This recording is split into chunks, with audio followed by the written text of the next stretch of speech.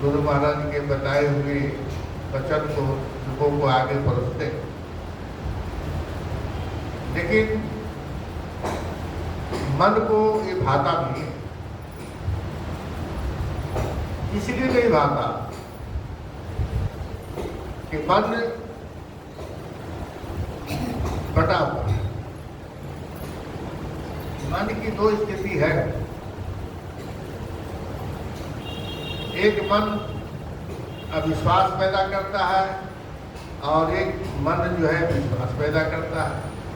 इन दोनों में युद्ध चलता है, एक अगला मन होता है और एक अगला मन होता है। सही मानों में हमने जिसको गुरु किया है, क्या सचमुच ये सतगुरु है या भगवान का रूप है? इनके अंदर तो नाना प्रकार की हरकत होती है, शारीरिक हरकत। हम कैसे माने हैं कि भगवान के ही रूप है? दूसरा मन कहता है कि मान लो, क्योंकि जगत में जो कुछ भी आपने अपने जीवन में व्रत रहे हो वो मानने के आधार पर ही चल रहे हो। समाज ने मनाया, कुछ अपने मन को समझाना पड़ा। अनदेखी वस्तुओं को आज तक हम लोग मानते ही तो आ रहे हैं। माता पिता को हम लोगों ने नहीं देखा, पत्नी आने वाली पत्नी को नहीं देखा, लेकिन समाज के मुताबिक, समाज के कहने पर, घर परिवार के कहने पर, माता पिता के कहने पर हम लोग आज मानते हैं ये मेरे पिताजी थे और ये मेरे माता जी। इसी तरह सतयुग से ये चलते आ रहा है कि जो गुरु है, गुरु जो है ईश्वर का रूप होता है। इसीलिए गोस्वामी तुलसीदास जी ने लिखा है कि बंदौ गुरुपद कंज। सर्वप्रथम मैं उन गुरु महाराज के चरण कमलों की वंदना करता हूँ जो नर रूप में साक्षात हरि है और वेद शास्त्र पुराण सबों का एक ही मत है कि गुरु शरीर नहीं होता, गुरु शब्द होता और शब्द के माध्यम से गुरु का हाव भाव सेवा में रत रहना पड़ता है। लेकिन मन की स्थिरता गुरु के ऊपर नहीं जाती, क्योंकि मन के 3 प्रकार होते हैं। गुरु के सानिध्य में 3 रूपों में माना गया है। एक मनमुख होता है और एक मनमुख और पापी निगुरा। कबीरदास जी ने कहा है कि निगुरा हमें न मिले, पापी मिले 1000। अब निगुरा में ऐसा कौन सा दोष है जो कबीर ने कहा कि हजारों पापी मुझे मिल जाए वो कबूल है, तो हम स्वीकार कर लेंगे, लेकिन निगुरा न मिले। तो उन्होंने कहा कि एक निगुरा के सिर पर लाख पापी का भार। निगुरा का मतलब होता है जीवन में हर समय अपने आप में अपने गुरु का परीक्षा लेना, अपने गुरु को बदलना। गंगा गए तो गंगादास, जमुना गए तो जमुनादास, यानी अपने गुरु के ऊपर उसकी आशा कभी जमते ही नहीं। जैसे आप लोगों ने अभी नरेंद्र जी से सुना कि वो जो सावित्री थी, सावित्री ने अपने जीवन में एक बार सत्यवान को देखा, पहली बार। जीवन में कभी उसने नहीं देखा था, पहली झलक। क्योंकि उसका ये लक्ष्य था कि सबसे पहले मैं जिसका दर्शन करूंगी तो वही मेरा पति होगा। और सर्वप्रथम सत्यवान के ऊपर उसकी निगाहें गई। तो सत्यवान को इस आधार पर उसने अपने पति को चुना, क्योंकि सत्यवान जो था अपने माता पिता, अंधा और अंधी, यानी उसके माता पिता दोनों अंधे थे, और अपने माता पिता को बहनी में बैठा करके वो कहीं ले जा रहा था, और रास्ते में उसको भोजन बनाने की जरूरत हुई तो लकड़ी काटने के लिए पेड़ पर चढ़ गया। इस तरह से उसने अपने जीवन में संकल्प कर लिया कि ये व्यक्ति हमारा पति होगा। तो अपने पिता के आगे प्रस्ताव रखी। पिता ने कहा कि बेटी तू राजकुमारी हो, राजा की लड़की हो, और तूने अपने मन से एक लकड़हारे भिखमंगा को चुना। बोला कि पिताजी, मेरी मन जब एक बार किसी के प्रति संकल्पित हो गया कि मेरा एक पति यही होगा, तो मैं इसी लकड़हारे सत्यवान से शादी करूंगी। तो कहने का मतलब कि अपने जीवन में दृढ़ संकल्प होना बहुत जरूरी है। लेकिन हम लोगों को अपने गुरु के प्रति दृढ़ संकल्प नहीं। नाना प्रकार के गुरु के बाहरी रूपरेखा देख करके संकल्प विकल्प होते रहते हैं।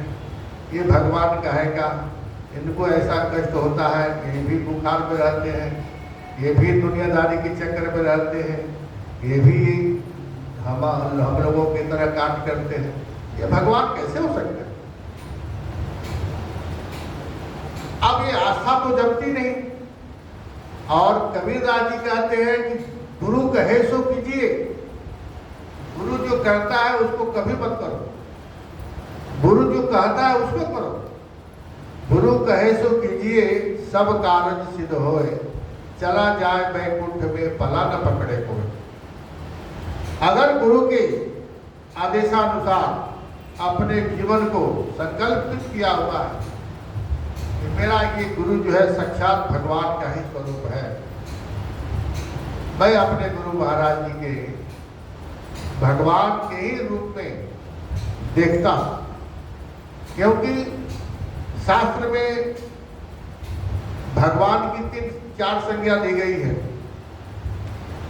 अवेशा, परवेशा और नित्य और विशेष किसी अधिकार के लिए। यानी 4 प्रकार के अवतार में ग्रहण करता हूं। जब जैसा जरूरत होती है उसके मुताबिक मैं अवतार ग्रहण करता हूं। जब पृथ्वी का भार उतारना हुआ और हिरणाक्ष को मारना हुआ तो मैं बराह रूप धारण करके आया। और जब प्रहलाद को हिरण्यकशिपु के द्वारा सताया जाने लगा तो उसका उद्धार के लिए मैं जो है नरसिंह के रूप में आया। और रावण जैसे अत्याचारी, कंस जैसे अत्याचारी को मारने के लिए राम और कृष्ण के रूप में मुझे आना पड़ा। और जनमानस के कल्याण के लिए, भूले भटके जीवों को रास्ते पर लाने के लिए, उसको मार्गदर्शन देने के लिए मुझे गुरु के रूप में आना पड़ा। तो ये 4 रूपों में भगवान सब अपने आप को घटित करते हैं। लेकिन हम लोग गुरुमुख तो हैं, कोई न कोई कहीं न कहीं से गुरुमुख बना हुआ। लेकिन गुरुमुख का मतलब ये नहीं होता कि अपने गुरु के ऊपर अविश्वास पैदा करे, और जो अविश्वास पैदा करता है उसको निगुरा करते हैं। यानी जब जहाँ जाता है वो किसी न किसी को गुरु मानता है, उससे काम ठोकवा लेता है, उसकी बातों पर चलता है। जब उससे बात नहीं बनती तो फिर दूसरे को गुरु को धारण करता है, फिर तीसरे को ग्रहण करता है। तो उसको जो है निगुड़ा करते हैं। इस तरह से रामायण में जब भगवान राम 14 वर्ष के वनवास जा रहे थे तो भगवान राम ने माता सीता से कहा कि जंगल में अत्रि मुनि की एक कुटिया पड़ती है, वहाँ एक अनसुईया नाम की माता रहती है, आप उनके पास जाइए और उनसे कुछ शिक्षा दीक्षा लीजिए।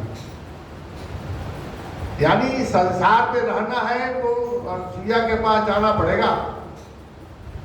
हालांकि भगवान स्वयं अवतार पुरुष थे और माता आदिशक्ति जननी थी, लेकिन भगवान राम स्वयं माता को आज्ञा कर रहे हैं कि आप जा करके अनसुईया जी के कुटिया में पधारें कुछ देर के लिए और उनसे कुछ शिक्षा लिए। अब माता सीता जो है अनसुईया के पास जा करके हाथ जोड़ करके करवत प्रार्थना करें कि हे माता, हम वनवासी लोग हैं, आपकी कुटिया में आए हुए हैं और मुझे कुटिया में 14 वर्ष तक वनवास भोगना है। स्त्री का धर्म क्या है? मैं अपने धर्म का पालन कैसे करूं? तब माता अनसुईया ने हंसते हुए मुस्कुराते हुए कहने लगी कि धन्य है माता, आप मेरे से पूछ रही हैं, जो स्वयं सृष्टि के रचयिता आदिशक्ति भवानी, और आप मेरे से पूछ रही हैं। लेकिन फिर भी आपने मुझसे याचना करी है तो मैं बताने का हक रखती हूँ, क्योंकि याचक जो याचना करे उसका समाधान करना चाहिए। तो मैं आपके जीवन में बस यही बात कहूँगी कि स्त्री का धर्म क्या है। एक ही धर्म एक व्रत नेमा, काय वचन मन पति पद प्रेमा।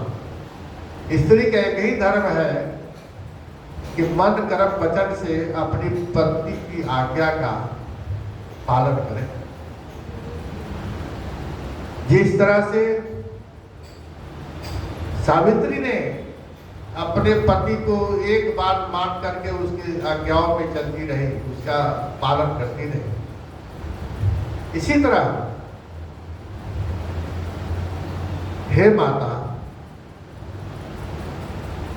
स्त्री का एक ही धर्म है कि मन से वचन से और कर्म से अपने पत्नी की सेवा करे। तो गुरुमुख व्यक्ति का भी यही धर्म है कि मन कर्म और वचन से अपने गुरु की सेवा करे, गुरु की आज्ञा में ही रह करके तो गुरु की आज्ञा के अनुसार अपने जीवन यापन करे। ऐसा करने से वो सच्चा गुरुमुख होता है और ऐसे ही गुरुमुख का आगे चल करके कल्याण होता है। ऐसे शिष्य का ही मुक्ति मिलती है। ऐसा न हो कि गुरु तो बना दिया और गुरु के कार्य में हम तर्क वितर्क करते आ रहे हैं। अगर सामने आमने सामने तर्क वितर्क नहीं है, लेकिन मन तो चल रहा है ना तर्क वितर्क के दौरान। कहे क्या गुरु, कैसा गुरु, क्या गुरु हमको क्या दिया आज तक? गुरु देगा क्या आपको? गुरु तो वो चीज देगा जो सृष्टि में किसी को अधिकार नहीं है देने का, वो चीज देता है गुरु। इसी तरह बाला परवाना दो शिष्य थे नानक देव जी महाराज के, और बड़े दोनों आज्ञाकारी होते थे, लेकिन उनकी गतिविधियों पर, उनके कर्मों पर वो कभी कभी सोचते रहते। बताओ, ये गुरु महाराज हैं, देखो कितने आनंद में रहते हैं, कितना इनका ठाट बात है, हाथ में सोने की छड़ी भी है, लोग बाग कितना इनकी सेवा करते हैं, जहाँ जाते हैं इनको माखन मिश्री खिलाते हैं। काश हम लोग भी इसी तरह गुरु बन जाते। ऐसा तर्क वितर्क चलता रहता था। गुरु महाराज जी ने कितने बार दोनों चेलों को माफ किया कि चेले जो है ये मेरे नकल कर रहे हैं, मेरे नकलची बन गए हैं, मेरे आज्ञा का पालन नहीं करते, लेकिन मैं जो करता हूँ वही करने के लिए कोशिश कर रहे हैं। तो नानक देव जी महाराज ने दोनों को लेकर के कहीं जा रहे थे, रास्ते में शराब की भट्टी लगी हुई थी। महाराज जी ने शराब का एक बोतल उठाया और पी लिया। तो बाला मर्दाना सोचने लगे कि हद हो गई, गुरु महाराज जी शराब पी गए, तो हम लोगों को पीने में क्या लगता है। उन दोनों ने भी एक एक बोतल उठाई, दोनों ने पी लिया। फिर आगे चले तो महाराज जी कहीं मछली पकाई जा रही थी, तो महाराज जी ने एक दो मछली उठा करके खा लिया। तो बाला मर्दाना भी दोनों उठा लिए, दोनों ने खाया। बोले कि आज तो 12:15 बजा हुआ है, आज तो देखो कितना आनंद है। गुरु जी जब खाते हैं पीते हैं तो हमको खाने पीने में क्या लगता है। ऐसा नकल करते हुए जा रहे थे तो कहीं शीशे की भट्टी लगी हुई थी, शीशे पिघलाए जा रहे थे। उन्होंने एक गिलास पिघला हुआ कांच उठाया और पी गए।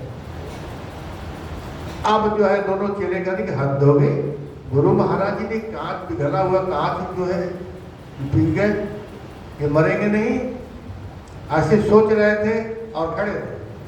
तो नानक महाराज जी ने कहा कि क्यों भाई सोच क्या हो, क्यों रहे हो, पियो। तूने मेरे नकल किया है, शराब पी लिया, देखा देखी तूने मछली खा लिया, तो ये शीशा के गिलास उठाओ और पियो। अरे महाराज ये आप क्या कह रहे हैं, हम लोग तो मर जाएंगे, ये कांच अंदर जाते हैं हम लोग मर जाएंगे। बोले कि साले ये दोनों ने नकल किया है, इसका क्या अर्थ था। अब महाराज जी ने कहा कि मैं सबको बाहर निकाल रहा हूँ, तुम भी निकालो। तो महाराज जी ने शराब बाहर निकाल दी, जीती हुई मछली भी बाहर निकाल दी और पिघला हुआ कांच का वो भी निकाल दिया। बोले कि निकालो, निकालो नहीं तो साले मारेंगे छड़ी से। अब जो है चेला दोनों घबराने लगे, थर-थर कांपने लगे। महाराज जी कैसे हो सकता है, अब तो जो पेट में चला गया वो कैसे निकलेगा। बोले कि फिर नकल क्यों किया तुमने। तो कहने का मतलब हम लोग जीवन में नकल सीख लिया है। गुरु महाराज जी कैसे करते थे, क्या करते थे, क्या होता था। ये नकलची जो आडंबर होता है अपने जीवन में, ये नुकसान के सिवा और कुछ नहीं।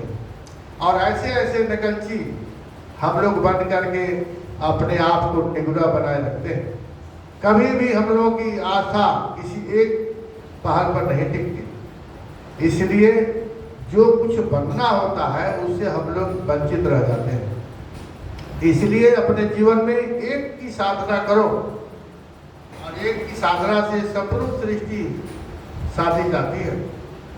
इधर जाओगे उधर जाओगे, मन भटकता चला जाएगा। जो कुछ मिलना भी होता है उससे भी हम लोग वंचित हो जाते हैं। लगे रहो, द्वार धनी के पड़ रहो, ढका धनी के खाए, कबहू गरीब निवासी है ताहिदर छोड़ न जाए। गरीब जो है, गरीब आदमी को अपने मालिक के चरण शरण में गिरे रहना चाहिए। कभी न कभी तो मालिक कृपा करेगा। इसलिए गुरु की शरणागति अपने जीवन के कल्याण का एक मार्ग होता है। शरण में पड़े रहो, जो कुछ भी होता है, दुख सुख हानि लाभ जया जन्म सब भोगते हुए गुरु की सानिध्यता को मत छोड़ो, गुरु के शरण में ही पड़े रहो। एक न एक दिन गुरु महाराज जी तुम्हारी आवाज को सुनोगे। इतना ही कहकर मैं अपने शब्द को विराम दूंगा और मैं चाहूंगा कि जीवन में किसी एक पहल पर रह करके अपने जीवन को निर्भर करो, जीवन यापन करो। इससे ही मुक्ति मिलेगी और इसी से ही हम लोग का कल्याण होगा। तभी जो है ये मानव जीवन का लक्ष्य जो है पूरा होगा। इतना ही कहकर मैं सबको विराम दूंगा। बोल मेरे सतगुरु भगवान की जय, सत सनातन धर्म की जय।